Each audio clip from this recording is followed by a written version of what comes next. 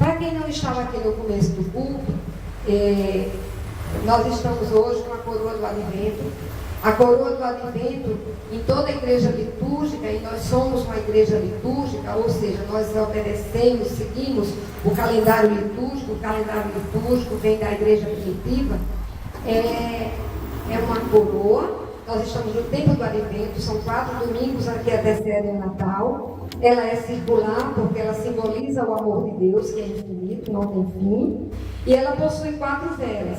A primeira vela deveria ter sido acendida domingo passado. É a vela verde, que significa a esperança que Jesus virá. A vela vermelha, que é a de hoje, é a vela do derramamento do Espírito Santo, que é a vela que vai ser acendida, está dando um probleminha. E as seguintes velas serão apenas acendidas no 3º domingo e no 4º domingo.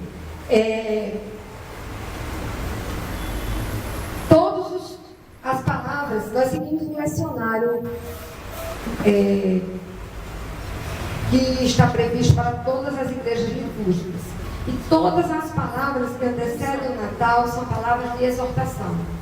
Então, todas elas exortam a igreja para a vinda de Jesus. Todas elas clamam a igreja, para a igreja se preparar para a vinda de Jesus. São palavras que exortam, são palavras que chamam a igreja para refletir sobre o seu comportamento, para quando Jesus vir, como a pastora Márcia leu na carta de 2 Pedro, Jesus virá como um ladrão à noite, inesperadamente. Por isso, a palavra dos 4 domingos, antes do Natal, o período do Advento, são palavras de exortação, ou seja, de chamamento à igreja para um pensamento reflexivo sobre o seu comportamento como pessoas cristãs. Todas as palavras são assim. E essa não é diferente, certo? Antes da palavra vir para qualquer pessoa, a pastora Márcia sabe disso muito bem, tanto ela como eu temos 25 anos de caminhada. A primeira pessoa que recebe a palavra é quem prega a palavra, não é assim, pastora Márcia? Então, a primeira pessoa que recebe a palavra é essa pessoa que está aqui levando a palavra. Então, o Evangelho de Jesus e o testemunho de João. No versículo 1, o começo do Evangelho de Jesus Cristo vem com o testemunho de João. Nós lemos no profeta Isaías, quando João vem aqui cumprir a profecia de Isaías que nós lemos, que o nosso irmão Luciano leu. Quando Isaías diz: eis aí, envio diante da tua face o meu mensageiro, o qual preparará o teu caminho. Vós que clama no deserto, preparai o caminho do Senhor e endireitai as suas veredas. E aí no versículo 4 diz: e apareceu João Batista do deserto, pregando o batismo de arrependimento para a remissão de pecados. Bem, para nós, Evangelho é sinônimo de boas novas, ou seja, boas novas de quê? De salvação e paz verdadeira. Primeiro, Cristo, Jesus é o ungido, é o Messias. O poder desse rei não é político. O poder de Jesus está em servir. Jesus passou 3 anos, dos 30 aos 33 anos, no ministério dele, profético. O ministério de Jesus foi um ministério de servir. Ele serviu dos 30 aos 33 anos. Jesus nunca foi servido, ele serviu. E ele, com esse modelo de servir, ele nos traz a uma chamada. Qual é a chamada de Jesus para quem quer segui-lo? Nós, como cristãos e cristãs, imitadores e imitadoras de Cristo, temos uma chamada também, a servir. Nós somos chamados para o serviço. Assim dizia Madre Teresa de Calcutá. O maior chamado do cristão e da cristã é servir. Nós somos chamados para o serviço. O amor se revela no serviço. O amor se revela quando eu sirvo a alguém. O amor se revela não quando eu estou na minha pompa, no meu alto, no meu pedestal, mas quando eu vou servir. É quando eu estou servindo que eu estou seguindo a Cristo. Então, quando eu tenho uma prática cristã, a minha prática se revela no serviço. Se você é cristã, se você é cristão, você vai demonstrar o seu cristianismo quando você serve. Outro dia desse eu postei no meu Facebook algo assim. Se você fosse preso num país onde o cristianismo é proibido, vocês sabem que existe a igreja perseguida do mundo, todo mundo aqui sabe. Que existem países onde as pessoas são presas e são executadas porque a igreja é proibida. Se você ou eu, nós aqui, fôssemos presos ou presas por sermos cristãs ou cristãos, será que haveria provas suficientes para nos condenar? Será que haveria provas suficientes para nos condenar? O que é que eu estou querendo dizer com isso? Será que nós teríamos um comportamento suficientemente cristão para que as pessoas dissessem realmente, Tatiana tem que ser condenada à morte porque o comportamento dela é exatamente de uma pessoa que segue a Jesus Cristo? Se você tivesse esse comportamento, você seria condenada lá na Coreia do Norte e executada. Será que haveria provas contra mim? Como eu estou dizendo, a primeira pessoa que recebe a palavra é quem a pronuncia. Jesus, ele não veio para ser servido, ele veio para servir. Pastora, vá na paz de Cristo e eu depois ligo para saber da sua saúde. Se prepare que domingo que vem o culto é com a senhora. Eles, é o aniversário do meu filho, eu vou para Campina Grande. Eles não quiseram entender e desprezaram, fizeram um pouco de Jesus. Por quê? Porque Jerusalém estava sob domínio romano e existia um grupo dentro de Jerusalém chamado Zelotes, que eram guerrilheiros, e eles esperavam um Messias lutador, um Messias guerreiro, um Messias que viesse para ser servido, para lutar. E Jesus não veio assim. Jesus era aquele que dizia, quando eu bater na sua face direita, ofereça à esquerda. Esse era o ministério de Jesus. O discurso de Jesus não agradou, porque não era o discurso do rei que eles esperavam. Jesus veio num discurso totalmente diferente. Jesus veio num discurso do perdão. Jesus veio num discurso do amor. E é esse o convite que Jesus faz para mim e para você. Jesus é o Filho de Deus. O Filho tem a essência de Deus. Se só Deus pode perdoar, e Jesus perdoava e perdoa, então Ele é Deus.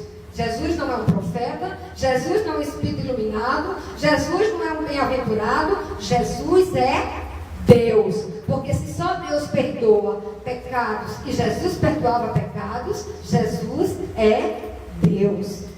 No versículo 2 e 3, conforme está escrito no profeta Isaías, como eu falei, vós que clama no deserto, preparem o caminho para o Senhor e façam veredas retas para Ele. Marcos quer mostrar que o surgimento de Jesus e João não foi do nada, mas era o cumprimento das profecias do Antigo Testamento. Como Marcos mostra que o surgimento desses dois ministérios são cumpridos, são cumprimentos do Antigo Testamento. Ele cita as profecias de Isaías e depois a Malaquias 3:1. Marcos fala do profeta Isaías, pois ele quer que a audiência lembre-se das grandes profecias dos profetas de Israel sobre o povo no novo êxodo. No versículo 4, assim surgiu João, batizando no deserto e pregando o batismo de arrependimento para o perdão dos pecados. Batizava no deserto. Gente, o deserto sempre foi um lugar de novos começos. Eu não sei vocês, mas eu já passei por desertos. E sempre que Deus nos leva para desertos, é para acontecer algo bom. Ah, pastor, mas é horrível estar no deserto. É verdade. Deserto não é lugar fácil. Deserto não é lugar de coisa boa. Mas pode ter certeza, é no deserto que Deus trabalha conosco. Deus não usa ninguém na sua obra que Ele não leve primeiro para o deserto. E o filho dele não foi diferente. Para Jesus começar o seu ministério, Deus primeiro levou Jesus para o deserto, quando ele foi tentado por Satanás. Venceu Satanás com a palavra. Como é que nós vencemos Satanás? Com a palavra. Crente que não lê a Bíblia não pode resistir ao mal. Por quê? Porque Satanás nos pega pelas nossas fraquezas, pela minha fraqueza, pela sua fraqueza. Você não lê a palavra é a espada, está lá em Efésios. É a espada com a qual nós rebatemos todas as setas enviadas do maligno. Se você não lê a palavra de Deus,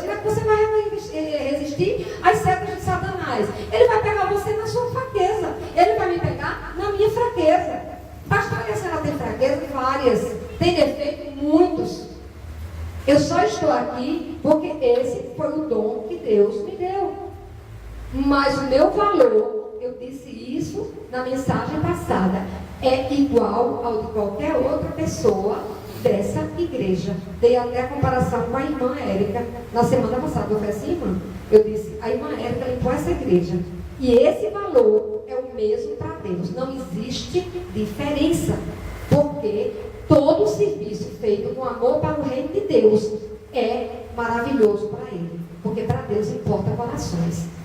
Não importa estar aqui, se estiver aqui querendo outra coisa que não seja servir a Deus. Não importa limpar a igreja se não fizer para Deus. Tudo que fizer tem que fazer para a glória de Deus. Está lá em Coríntios. Quer comais, quer bebais, tudo que façais, façai para a glória de Deus. Hoje de manhã nós tivemos um brechó aqui na nossa igreja. Um brechó sofrido, angustiado.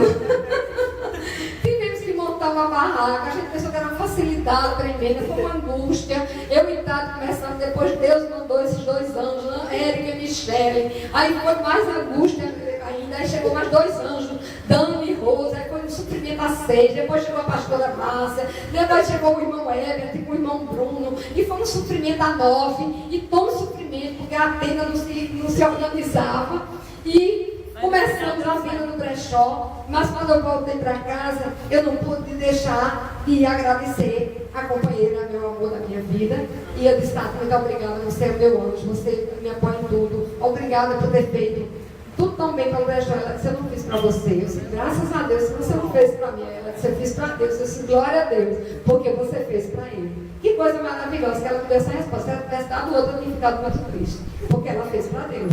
Glória a Deus, ela fez para Ele. É isso que a gente deve ter em mente, que a gente deve fazer para Deus.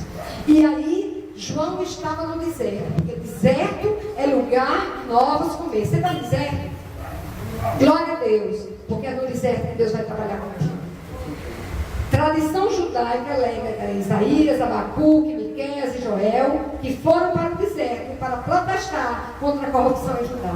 João tira as pessoas de Jerusalém, levando-os ao lugar onde eles poderiam ouvir a voz da mensagem de Deus. Por quê? Porque estava na profecia de Isaías, voz que clama no deserto, preparai as veredas para endireitar as suas veredas para que Jesus viesse com o seu ministério. O que era esse batismo? A purificação representava uma preparação para receber algo novo, o Espírito Santo de Deus. Eu e você fomos batizados. Tem alguém aqui que não foi batizado? Não? Todo mundo foi batizado.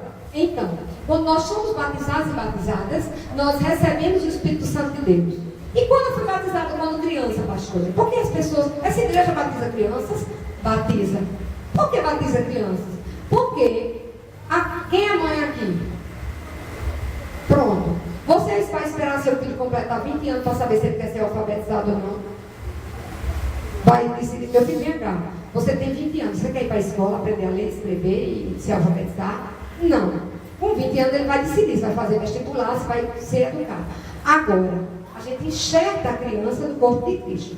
Aos 12, 14, 15 anos, a criança vai confirmar a sua fé para dizer se aquele batismo que nós fizemos, ele realmente quer participar da igreja de Cristo. Essa é a lógica dessa igreja.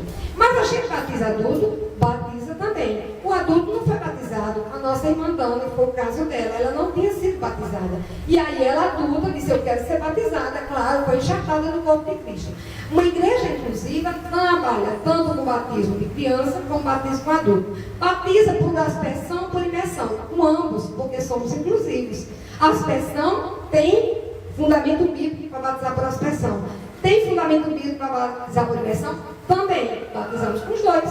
Não tem problema. De acordo com o que for conveniente. Batizei o filho da irmã Dani por aspersão. Mas batizamos a irmã Dani por imersão até ela ver Jesus, não foi? Viu? Lá naquelas ondas de Gramame. Amém. Então batismo, amada igreja, é o quê? Um sinal de arrependimento. No grego significa batismo surgindo do arrependimento, ou batismo caracterizado pelo arrependimento. arrependimento, imersão no arrependimento, imersão na transformação da vida. Não era o ato de se lavar que perdoava os pecados. Não é o ato de emergir a irmã Dani dentro da praia, ou dentro da piscina, ou dentro de um rio, ou eu batizar uma criança que vai, ou uma confirmação de fé que vai fazer com que as pessoas mudem. Não é chegar aqui e dizer, pastora, eu quero esse Jesus para mim. É você aceitar esse Jesus no seu coração e ele começar a fazer no meu e no seu coração transformação de vida. Se nós demonstrarmos isso, não para aparecer para as pessoas, mas para aparecer, para Deus ver. Deus é quem sonda corações, está lá no Salmo 139. Senhor, tu que me sondas e me conheces. Deus é quem sonda corações, não sou eu. Hoje de manhã, lá na casa da irmã Dani, a irmã Rose perguntou, e essa igreja disciplina? Não. Quem disciplina é o Espírito Santo de Deus. Não somos nós. Eu não vou disciplinar ninguém. Quem disciplina é o Espírito Santo de Deus. Saiu. Volta. Estamos de braços abertos para receber. Aqui ninguém demoniza ninguém. A gente já recebe de braços abertos. Porque quem está aqui é Jesus. Eu não sou dono dessa igreja. A igreja é de Cristo. Porque, Pedro, tu és pedra, e sobre ti edificarei a minha igreja. A igreja de Pedro não é de Paulo, não é de Tiago, é dos apóstolos, não, é de quem? De Jesus Cristo. Essa igreja não é minha, não é da pastora Márcia, não é de vocês. A igreja é de Cristo, porque vocês que são a igreja, eu que faço a igreja, nós somos de Jesus Cristo. Glória a Deus por isso. Não é verdade? Então, arrependimento, batismo, é imersão na transformação de vida. O que perdoava, o que perdoa, eu e você, não é imergir na água, não é confessar da boca para fora, mas é arrependimento crendo na mensagem da palavra. E essas pessoas iam se batizar com João porque acreditavam na mensagem de João. Perdão é crer na mensagem, fé, mas imergir no arrependimento e mostrando através do descer das águas. No versículo 5,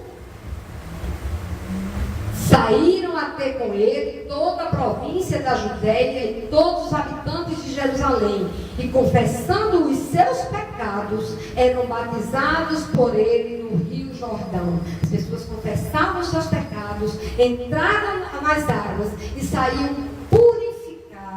purificadas pela graça de Deus. Amém, igreja? Pela graça de Deus. Graça, sabe o que é? Favor imerecido. Você não merece, eu não mereço. Essa salvação nós não merecemos. Paulo diz, ai de nós se perdermos uma tão grande salvação. Sabe por quê? Porque a gente não merece. Eu não mereço ser salva. Você não merece ser salvo. Pastor, não tem isso não. Digo, nós não merecemos essa salvação. Mas Jesus é bom. E é porque Ele é bom. Porque Deus é bom que Ele nos salva. Pela graça, mediante a fé. E isso não vem de vós nem das suas obras. Mas é dom de Deus. É pela graça de Deus que nós somos salvos. Pelo favor imerecido dEle. Pelo presente que Ele nos dá. Características dos batismos de João. As pessoas iam a ele. Uma das fortes evidências do batismo por imersão é que as pessoas iam aos rios. As águas não eram levadas às pessoas. As pessoas é que iam às águas. A segunda característica era que as pessoas confessavam os pecados. A pessoa reconhece seu estado de pecador, de pecadora. É necessário haver um entendimento de que a gente precisa se arrepender dos pecados. Mas pastor, você não diz todo domingo aqui que a gente peca? Peca. O apóstolo Paulo diz isso lá na carta dele em Romanos, no capítulo 5. O pecado, o mal que eu não quero fazer, esse eu faço. Mas o bem que eu quero fazer, esse eu não faço. Quem me livrará desse corpo de morte? Graças a Deus, por Cristo Jesus. Não é assim comigo, com você? O bem que a gente quer fazer, às vezes a gente não faz, não é verdade? Mas o mal que a gente não quer fazer, muitas vezes a gente faz. Quem vai nos livrar desse corpo de morte? Graças a Deus, por Cristo Jesus. Características que diferenciam o batismo de João do batismo de Jesus Cristo, o batismo cristão. O batismo de João era um passo inicial, era um ritual de purificação. Entendiam que precisavam ser lavados, mas ainda não simbolizava uma imersão em em quem? Em Jesus Cristo. Era preparatório. Eles eram batizados por ele, enfatizava a vida em comunidade. A pessoa não se auto-batiza, como era feito com outras seitas, por exemplo, os essênios, mas era batizada por outra pessoa. Nos versículos 6 a 8, João vestia roupas feitas de pelo de camelo, usava um cinto de couro e comia gafanhoto e mel silvestre. E esta era a sua mensagem: depois de mim, vem alguém mais poderoso do que eu, tanto que não sou digno nem de curvar-me e desamarrar as correias das suas sandálias. Eu vos batizo com água, mas ele vos batizará com o Espírito Santo. Gente, no versículo 6 se fala das roupas e o estilo de vida de João. Quem teria esse estilo de vida e esse estilo de se vestir? Nós hoje vivemos na sociedade do consumo. Esse Black Friday que teve foi o Black Friday da loucura. O povo saiu enlouquecido para consumir, para comprar um monte de coisa que não precisava, botar no cartão de crédito, vai ficar amanhecer janeiro, romper um ano de novo, tudo endividado.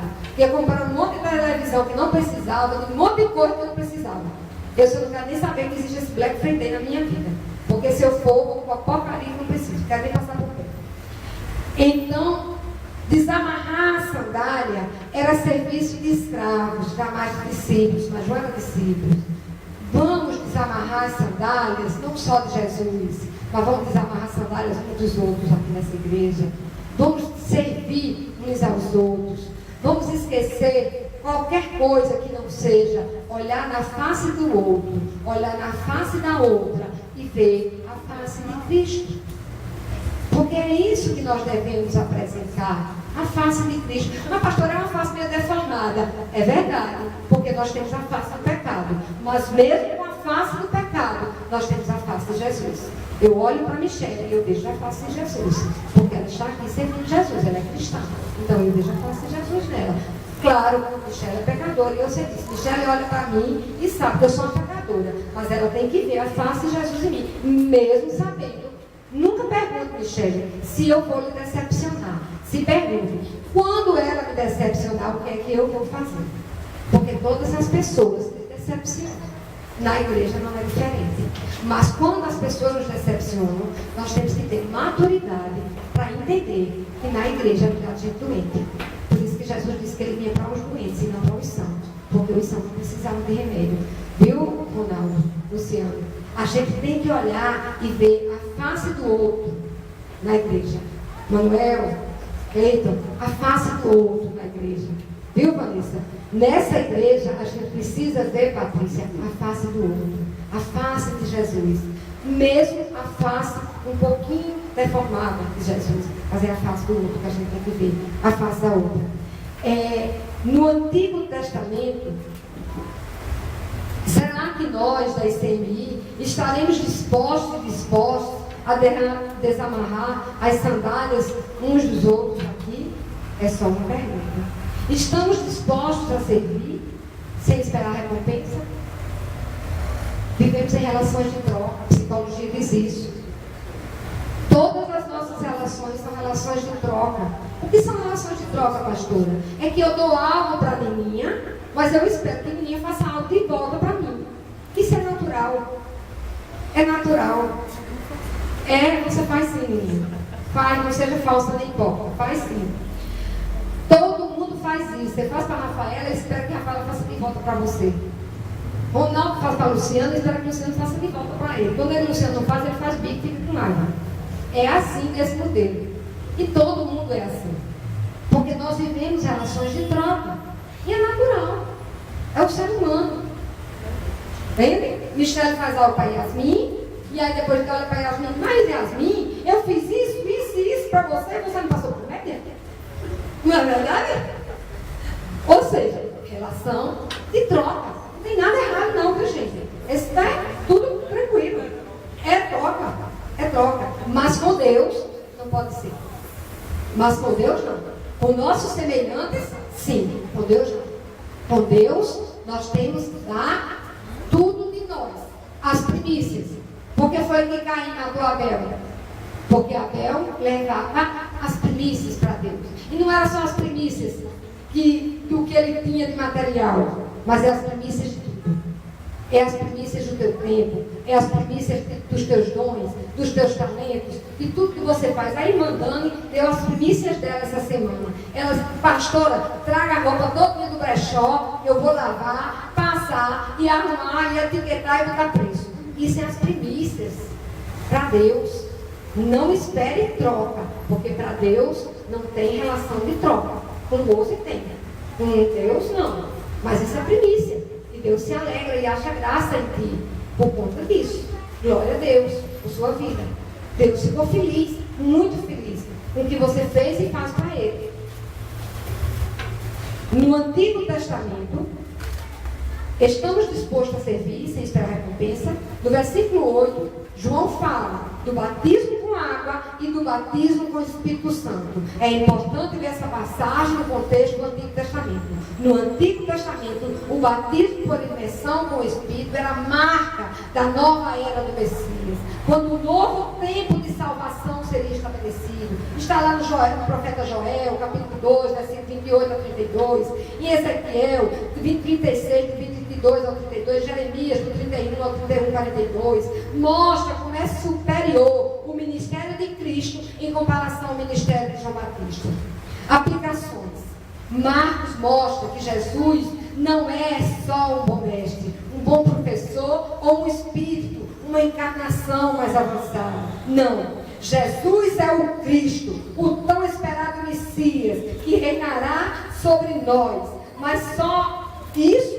Não. Ele é o Filho de Deus. Ele é da divindade de Deus. Ele tem um relacionamento todo especial. Ele faz coisas que só Deus poderia fazer. Ele vence a tentação. Ele expulsa demônios. Ele cura doenças. Ele levanta os mortos. Ele domina a natureza. Quando você vai para o ministério, quando você se batiza em Jesus, quando você recebe Jesus, você recebe o Espírito Santo que te aviva. Por isso hoje nós temos uma vela que está nos lembrando que hoje é dia de arrependimento. Hoje é dia de entrar nas águas do Espírito Santo. Hoje é dia de beber essas águas. Hoje é dia de arrependimento e de perdão. Mas é dia de renovação e de sair purificado das águas do Espírito.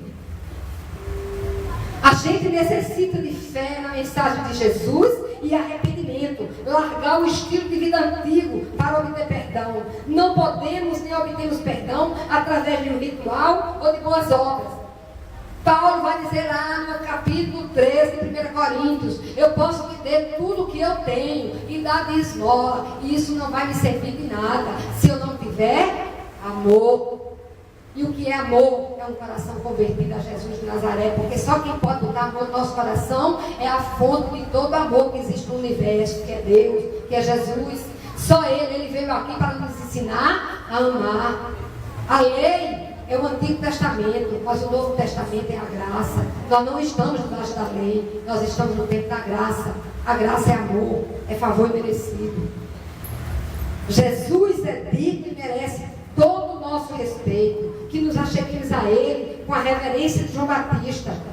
Jesus, eu não sou digno de nada. Eu não sou digno de amarrar tuas sandálias, Senhor. Eu não sou digno, Senhor, dessa graça tão maravilhosa, Senhor. Mas eu quero te servir. Eu quero te servir do meu jeito. Eu quero te servir com meus dons e talentos. Sejam eles quais forem. Se meus dons e talentos sejam uma tenda mal arrumada, que seja. Não importa. Deus está satisfeito com a sua igreja. Jesus, eu não sou digno de nada. Só o seu amor e sua misericórdia por mim e por vocês podem nos salvar. Não há nada que eu e você façamos que seja muito bom. Não há nada que eu e você façamos que seja suficiente para corresponder a essa tão grande salvação que Jesus fez. Mas, mesmo assim, isso não nos outorga o direito de ficarmos parados, com a boca escancarada, cheia de dentro, vendo a vida passar. De jeito nenhum, vamos dizer aos Seixas. Não. Deus nos convida a nos arrependermos, termos uma vida alinhada com Jesus. Deus nos inquieta através do Espírito Santo, não nos acusando, porque quem acusa não é Deus nem o Espírito Santo. Quem acusa é o inimigo de nossas almas. Deus, através do seu Espírito Santo, vem nos trazer, nos inquietar a sermos seguidores e seguidoras de Jesus. Com nossas imperfeições, pastores? Sim. Com suas imperfeições, pastores? Sim. Por quê? Porque é um relacionamento pessoal entre nós e Deus. Não podemos julgar ninguém. Nós só temos um juiz. E ele há de vir, por isso estamos no tempo do advento. Ele virá, a vela verde da esperança. Jesus irá. E ele há de vir para julgar os vivos e os mortos.